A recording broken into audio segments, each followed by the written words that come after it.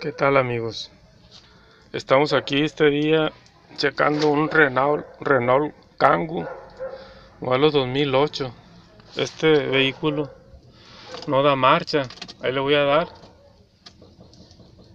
y se oye cómo se activa hasta una luz en el tablero y no da. Tengo un probador conectado a la línea de la marcha y vemos ahí cómo si me llega corriente a la marcha al start. Sale. Entonces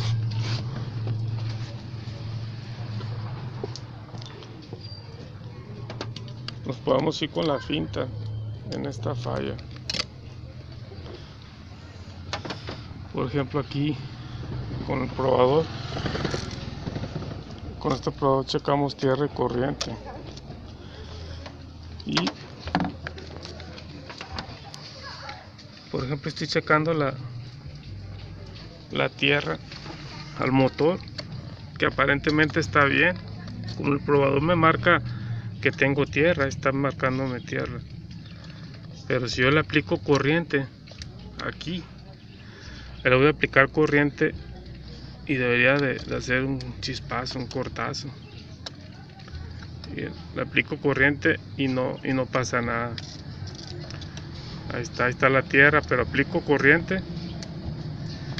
Ahí apliqué corriente y no pasa nada. O sea, la falla aquí es la tierra, está haciendo falso contacto la tierra.